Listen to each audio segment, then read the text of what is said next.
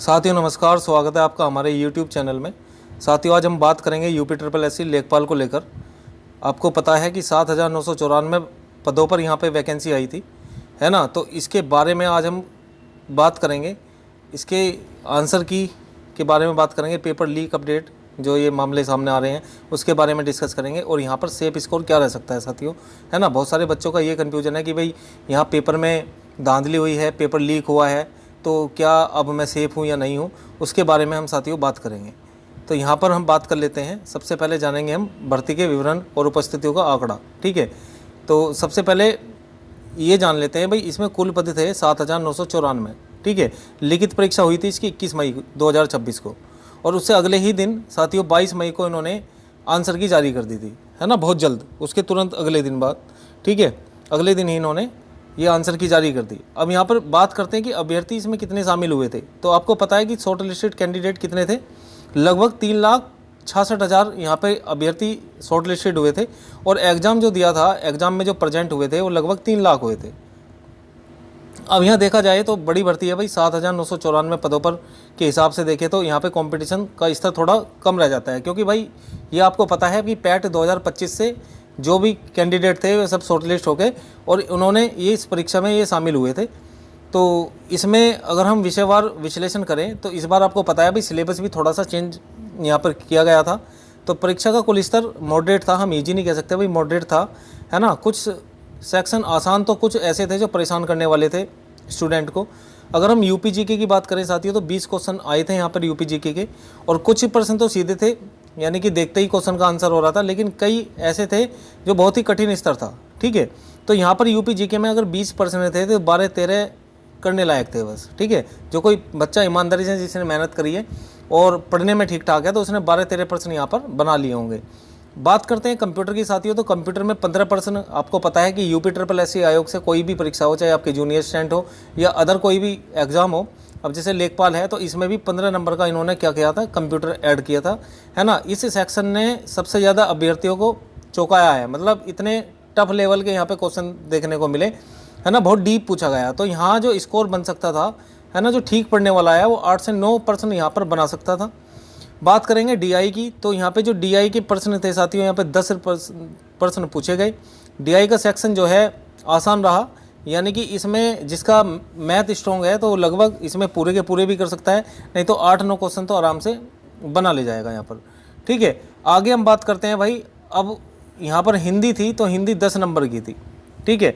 अब इसमें ये स्कोरिंग सब्जेक्ट है, आपको पता है, तो यहाँ हर बच्चे ने अपना जो स्कोर है, जो भी तैयारी कर रहा है, जो ठीक ईमानदारी से पढ़ के गया है, 8, 9, 10 तक भी उसने जो है यहाँ पे ये प्रश्न ठीक किए होंगे।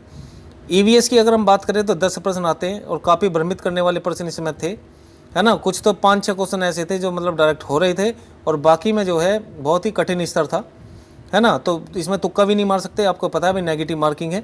तो मेरे हिसाब से जो है यहाँ पर 5 से 6 प्रश्न यहाँ पे कर लिए होंगे, ठीक है, जिसने भी तैयारी बढ़िया करी है।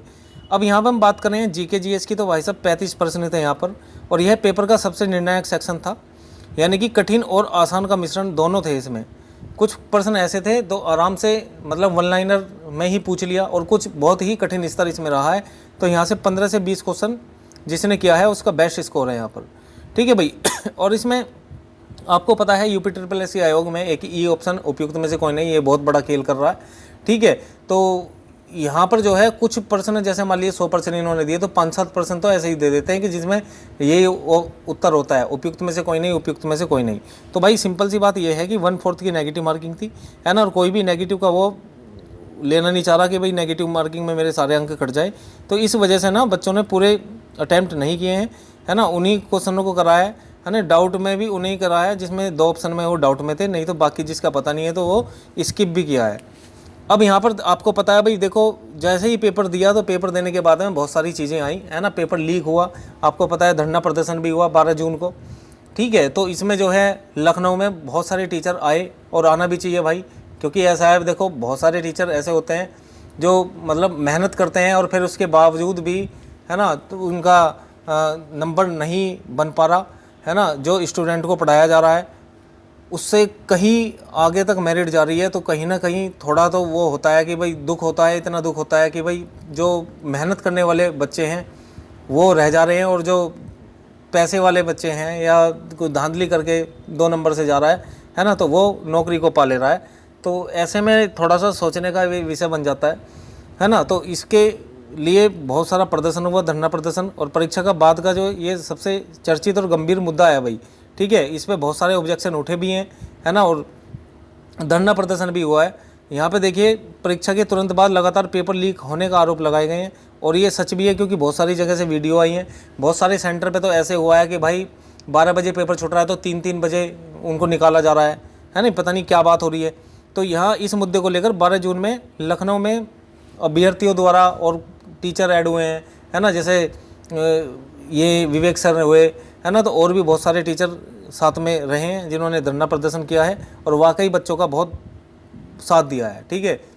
इसके लिए मैं उनके लिए थैंक यू बोलना चाहूँगा भाई, है ना, बहुत सपोर्टिव रहे हैं वो बच्चों के लिए, और बहुत सारे टीचर आए हैं भाई, है ना। तो ये टीचर क्या है कि अगर ये साथ में हैं तो बस ये है कि निष्पक्ष इसकी जांच हो जाए तो ज़्यादा बेस्ट रहेगा। अगर निष्पक्ष जांच होती है तो मेरिट इतनी बढ़ेगी भी नहीं, है ना, और आसानी से मेहनत करने वाले का नंबर यहाँ पर आ जाएगा।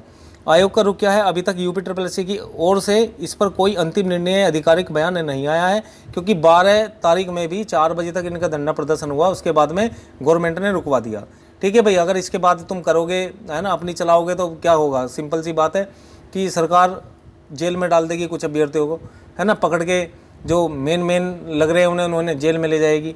तो इससे बेस्ट है कि भाई हम सरकार के बिल्कुल मानकर ही उस चीज़ों को चलें, है ना। तो उन्होंने वैसे कल जो ये बात हुई थी कि भाई अब इसमें धरना प्रदर्शन हुआ और उसके बाद में, है ना, कुछ बैठक भी हुई, टीचरों की भी बैठक हुई कि एक 10-5 टीचरों का ग्रुप बनाकर, है ना, अपनी मांगे रखेंगे। उसमें लगभग 25-30 मांगे हैं जो सरकार के समक्ष रखनी है, और रखनी भी चाहिए भाई, है ना। एक तो स्कोर कार्ड को लेकर आपको पता ही है, और इसके बाद आपका जो है भाई नॉर्मलाइजेशन को लेकर किस हिसाब से नॉर्मलाइजेशन हो रहा है, और यही मुद्दा है कि भाई अगर इसमें अगर पेपर लीक नहीं हुआ है तो सिंपल सी बात है कि एक बार जांच तो होनी चाहिए, ताकि जो मेहनत करने वाला विद्यार्थी है वो निराश ना हो, ठीक है। और एक वेटिंग लिस्ट को है, वेटिंग लिस्ट होनी ज़रूरी चाहिए, क्योंकि ऐसा होता है वैकेंसी खाली रह जाती हैं तो फिर ये जो है दोबारा से उस वैकेंसी को निकालते हैं।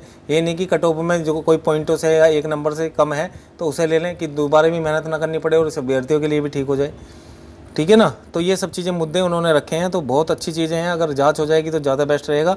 जब तक जांच पूरी नहीं होती किसी भी निष्कर्ष पर पहुंचना जल्दबाजी होगी, है ना। अंतिम फैसला पूरी तरह से शासन और आयोग के हाथ में है।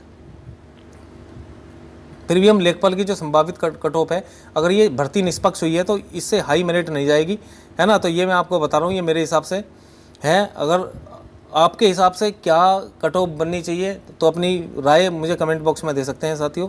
तो यहाँ पर अगर मैं जनरल की बात करूँ तो यहाँ पर जो मेरिट है वो 68 +-2 रह सकती है ना, +-2 यहाँ पे रह सकती है। ओबीसी की मेरिट देखें तो यहाँ पे 65, ये भी +-2, है ना। ईडब्ल्यूएस में 64 इसकी मेरिट रह सकती है 64 पर। एससी की जो कट ऑफ है साथियों ये 62 और +-2 यानी कि 60 भी रह सकती है, और +2 और ऊपर भी रह सकती है। एसटी की मेरिट की बात करें साथियों, अगर किसी के 55 नंबर है एसटी में तो वो सेफ है ना, उसका सिलेक्शन हो सकता है अगर भर्ती निष्पक्ष हुई है। मैं फिर ये बता रहा हूँ, अगर फीमेल है, कोई कैंडिडेट फीमेल है और अगर उसके 62 नंबर बन रहे हैं, है ना, तो वो सेफ जोन में है। और इसमें हमने एक्स सर्विस मैन नहीं लिए हैं साथियों। तो एक्स सर्विस मैन में अगर किसी के 50 नंबर है, 50-52 नंबर, तो वो अपने आप को सेफ जोन में समझे, क्योंकि इनकी कट ऑफ थोड़ी कम ही रहती है ना, बाकी कैटेगरी से।